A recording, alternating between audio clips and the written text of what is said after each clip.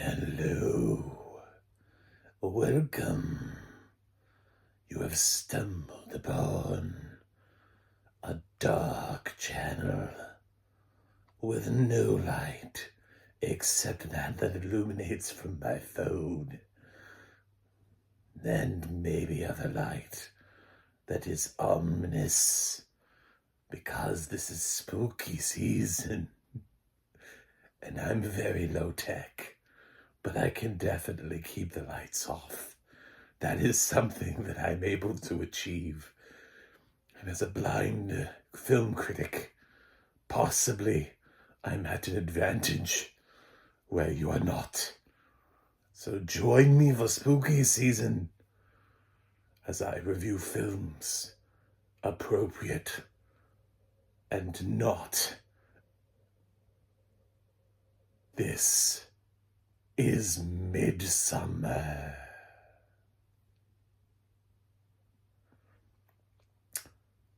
I'm John Stark from MacTheMovieGuy.com, your favorite blind film critic. And yes, as promised, this is Midsomer. I will use the flashlight to great effect. For the rest of you sitting in pitch black darkness, don't worry, the flashlight will be back. So this is Ari Aster's film. It's actually the last Ari Aster film that I haven't seen. I've already seen Hereditary and Beau is Afraid. I saw them actually not completely out of order. Sort of out of order. I did see Hereditary first, and then I saw Beau is Afraid. Now I'm seeing Midsomer. So, in a roundabout way, I got there. I got there eventually. So, we are at Midsomer. The critically acclaimed film from A24 Studios. Which is actually, I think, where all of the Ari Aster's films are. And I was expecting a lot more from this film in terms of, you know what's true about Ari Aster is he actually doesn't make scary films. We think he does. But what he does is he makes thematically unsettling films. That's what he's good at, is that he plays around with ideas adjacent to horror and horrifies us through being unsettled. Hereditary had things that were unsettling, but not necessarily scary. Midsomer has things that are unsettling, but not necessarily traditionally like jump scary. You know what I'm saying? Like I don't think there's anything here that's qualified as a jump scare. Very graphic and gory and absolutely disturbing, but I wasn't like, oh. And to some extent, I kind of appreciate that, because there's so many cheap jump scares in films that it's just like, here's somebody who's trying to do something different. And I kind of get that with Ari. I kind of get that that's what they're trying to do with Ari Aster. So, normally I would introduce myself in my videos, but honestly, I have no idea what the fuck you can see because I have all my lights off and I'm using a flashlight. I'm doing the old school, submitted for the approval of the Midnight Society for my spooky season reviews. Yes, very spooky. So Midsomer, my first time through. This has audio description on Max. It's done by Deluxe, narrated by Nicole Sanzarella. And it takes a while to get going. I don't know how long this film is, but I'm aware that there's like a longer director's cut. I'm pretty certain Max isn't hosting the director's cut because it wasn't labeled as the director's cut. But I did feel like I was in the film for a while. And it's because it builds the characters, it builds you into this world, because I kind of knew what Midsomer was, and I was like, so how do they lure these kids in here and do the shenanigans? And then like they keep getting people to come back because like they're super psyched about this. They don't even, it's not like they're there. We don't start off with some kids like stumbling like through the woods and like, oh my God, people, We found them like the Green Inferno, where they're just like, oh shit, we landed in the wrong fucking part of this country.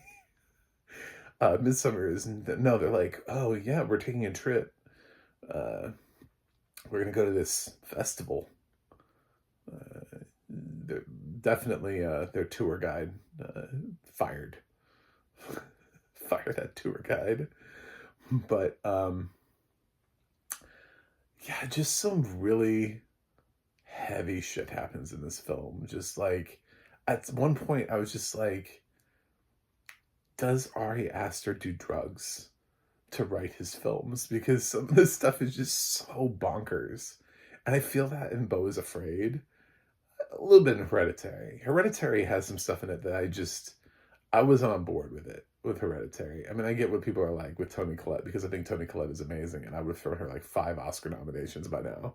I mean, I can think of like many other performances in addition to Hereditary that she should have Oscar nominations for. But very underdominated actress, considering she's only been nominated once for The Sixth Sense. It's just sort of like, really, that's the one performance that we've nominated for it? What? Um, but yeah, she deserves a lot more than she's gotten. So Midsomer stars Florence Pugh, Jack Rayner, Will Poulter, and I don't know, honestly, some other girl. I just didn't, I don't know. It's like 3 people I knew and then 1 person I didn't. I was like, okay. And then some other like downstream, I don't know, Nordic talent to make this Midsummer feel, appropriate. And we start off with Florence Pugh's kind of the lead. She goes through sort of like a traumatic experience, which was handled really well and could have been handled a lot worse. And the funny thing is, when you jump into an Ari Aster film, you're just like, oh my God, what's going to happen? What is going to happen? And I felt like, I was like, man, he is really character building right now. Like, I had heard about some things that happened in Midsummer, and I was just like, it's taken a while. I actually love the fact that we're building these characters, so that way you're more invested in it when something happens to them. Um, Now, when we actually get to the shit and it actually starts going down, I just totally, it lost me in terms of that, because I was just like, in one regard, it's like, I appreciate the fact that we're not just doing the typical sort of like, again, I'll use Green Inferno because it's on now, it's in the front of my mind because I already pulled it up, but where it's like indigenous people are cannibals. You know what I'm saying? Like some really just sort of like old stereotype where you know black people do voodoo, indigenous people are cannibals, stuff like that, where it's just like, well, we're doing this. It's like just like this weird sort of like Nordic, like Amish Nordic people. And lo and behold, don't pee on a tree. That is the that is the moral of the story. Do not pee on trees, even if they look dead to you. Do not pee on a tree. Um, yeah, it's I mean, I feel like the film's old enough that I could talk about it, but I don't want to, because it's not that old. We're not at the 10-year mark, which sort of makes me like feel a little bit uncomfortable with going too deep into spoilers. Um, because I also want to talk about like how the movie made me feel. Does it work? Is it scary? Is it creepy? All the kind of things. Because spooky season is to recommend spooky films. Is this spooky? Sort of. It's adjacent. It's well crafted. I think Ari Aster's a really interesting director because exactly what I said. It's like he's trying to make horror movies, but he's trying to make horror movies without like having like, like, boo. I just turned my flashlight on to give you a jump scare. But you know what I'm saying? It's just like he doesn't have that. He doesn't have those moments. So he is doing this all with just very like a completely different approach. He's like, I can build mood. And I love that boldness and confidence because it's so rare that we get that anymore, where we get somebody who's like, nah. But what I would love to see even more is for him to be able to build the theme and mood just once without going nuts on gore. Because he seems to always rely on it. He's like, well, I want to defeat these horror tropes and show that you can build it through these means. But he always needs some sort of like really over the top gore. In every single one of his movies, he's got something going on where you're just like, this is a bit much, you know? And I get it. It's part of the genre, and I don't want to complain about that in spooky season, but it's like, for people who think Ari Aster is like the second coming, I think that's what he's lacking. And that's sort of what's always impressed me about Shyamalan, is that he has done that before. He has kind of just popped out and been like, I have PG-13 films. You know what I'm saying? Like, I have PG-13 films that made people go, oh shit, you know? And I guess maybe you could call some of them jump scares, but I mean, some people were scared by The Sixth Sense, and thematically when they first saw it. It's so hard it's so hard to contextualize that film now, because it's like everybody knows what it is, and so many people. I just happen to be of an age where I sort of remember what it was like in 1999 and what the craze around that movie was. And now everybody acts like that's not what it was. And I'm like, yeah, I saw that coming a mile away. It's like, no, nobody did. Girl, that was the problem. That was the whole point of the film, is that people didn't. And I kept telling people, that were like, you have to see it. Oh my God, you have to see it. That was like my whole life. It was just people just going around being like, have you seen it yet? And because it like retained at the box office, I actually think it grew. I think it was one of those films we, basically at the same time, like 25 years ago, we had this and Blair Witch Project, and they were just dominating at the box office because of word of mouth. People were just like, oh my God, you have to see these films, because they were doing something different with horror. And Ari Aster is so close to doing that. He's so close to just making a film that sort of harkens back to Hitchcock, when Hitchcock was able to just make a film, and he made it without like a disembodied torso. You know what I'm saying? Like, or gutting somebody or whatever, cutting anybody open or anything like that. He just kind of made one. Or showing somebody's head smashed into a pulp. Like, I mean, there are things, or the giant penis that's in Bella's Afraid. I don't know that qualifies as gore, but it's definitely like, okay, that's a choice. So,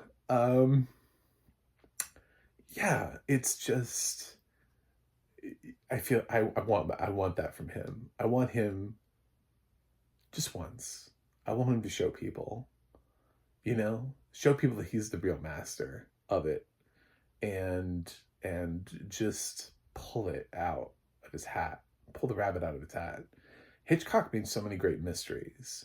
He didn't just make a whole bunch of films like Psycho and The Birds. He also made films like Rear Window and Vertigo, which are great thrillers, sort of in that genre.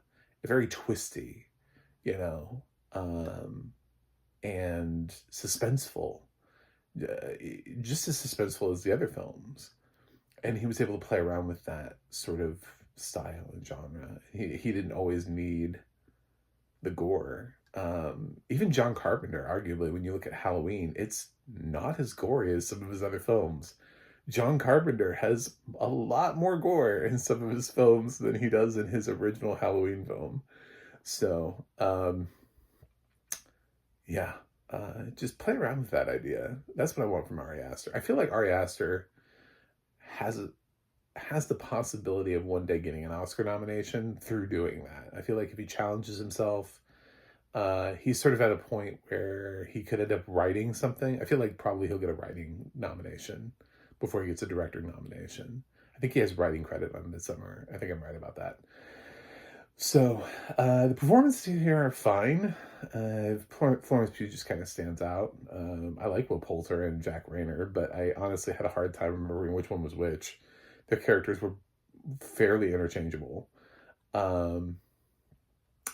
And even though the film tried to establish everybody but Florence Pugh, it's just like Florence Pugh's character is given such depth that it's so hard to like live up to that. You know what I'm saying? Like you have one person who's gone through shit to get here, and then everybody else is just like, yeah, we're coming along for the ride.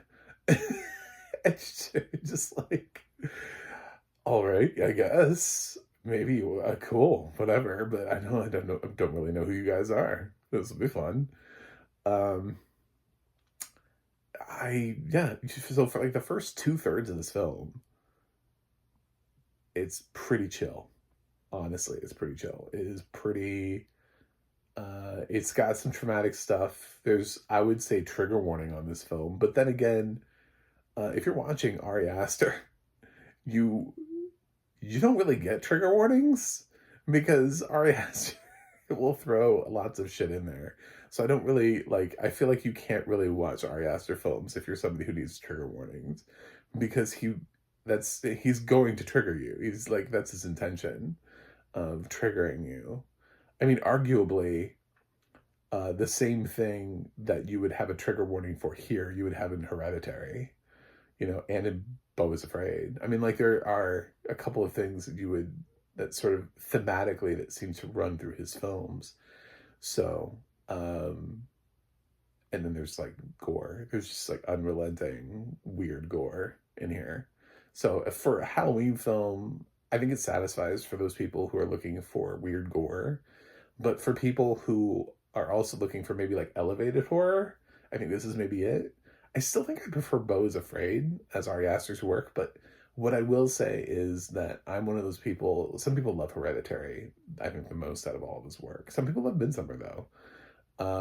I still am a Beau is Afraid person. I actually think Ari is getting better. I actually think, even though I watch these films out of order, I can see where he started with Hereditary and how he built into Midsomer, and now he built into Beau is Afraid. And so I'm really excited for the fourth film. I'm really excited for what he does next, because I think that's going to be really interesting. The audio description here from Nicole Sansorella is good. She plays it pretty tight in terms of her tone, very just sort of even, because you don't want to give anything away. The film doesn't feel creepy until it needs to be. So if you went into this film cold, you wouldn't know what was going on. I feel like most people know it's a horror movie by now. So, but I mean, you could literally screen this at a festival and people wouldn't know right away. They'd be like, oh, it's a film about trauma, you know? I love how she pronounces Midsomer too at the beginning.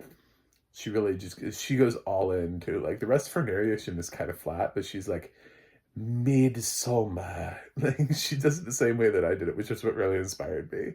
It's very just like, she pronounces it like it's a foreign word. She wants to get it right. It's, yeah, I'm not that low on it.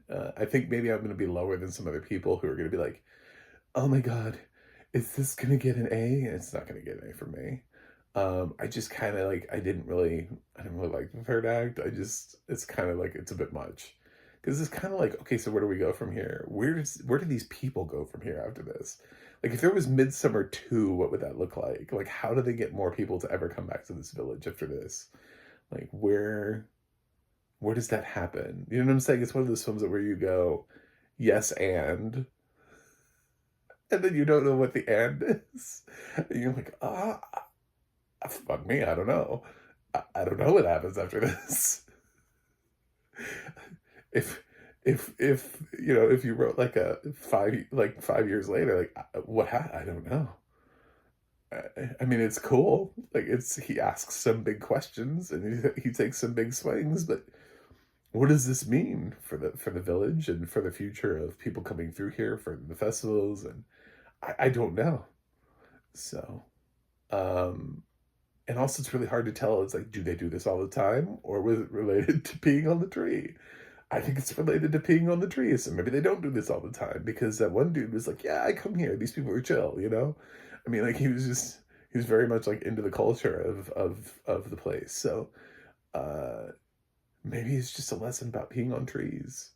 Anyway, regardless, let me know what you think about Midsomer and spooky season as I continue to do spooky things during my reviews. Yep. So, I guess I have to grade this now. So, it's close. I gave Beau is Afraid a B+. It had an act that didn't work for me.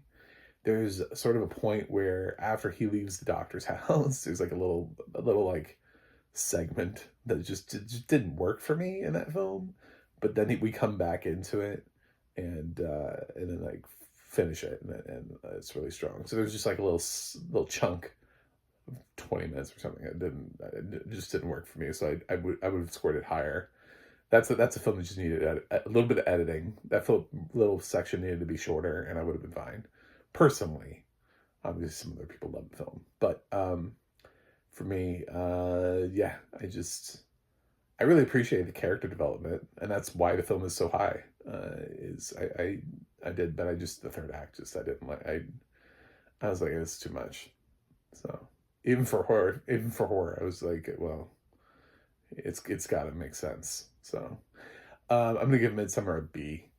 So I think it's effective. I think it does what it does. Florence Pugh's really good, and it shows that Ari Aster has a lot of promise. But I still think the best is yet to come, which is a good thing, because a lot of the great directors did not direct. Their first film is not their best film. So yeah, we'll see. We'll see what happens. Yeah, it's like nobody's saying that. I mean, think about it, honestly. It's rare that you ever hear that. Just picking out a couple names just off the top of my head. When you really, it's not for all the Hereditary fans out there, right?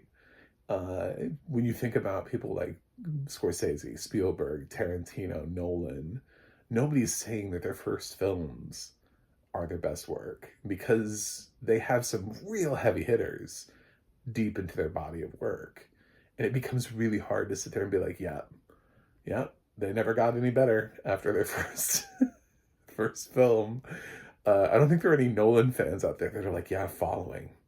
Yeah, fuck everything else after that. Quentin Tarantino fans. Like, Reservoir Dogs has fans. I just don't think there's anybody who likes Reservoir Dogs more than the rest of his filmography, like including Pulp Fiction and Inglourious Basterds and Django Unchained and all the other films that I always hear people talking about. Kill Bill. The films that I actually hear people go, oh my God, I love that. So I think Reservoir Dogs ends up maybe in a lot of top threes, but I don't know that's really top. So, and Spielberg is debatable. It's like, where do you even go with that? Is it Raiders? I mean, like, how do you even disseminate? Jaws, like, it's so weird. E.T., that dude's got a weird filmography. It's so hard to pick. And honestly, so does Scorsese. They both have. It's like, which one do you pick? I don't know. Anyway, thanks for watching. I'm going to do more of these and find different ways to be spooky. The lights went off. I'm so scared right now. Oh my God. See you guys on the other side. Or not.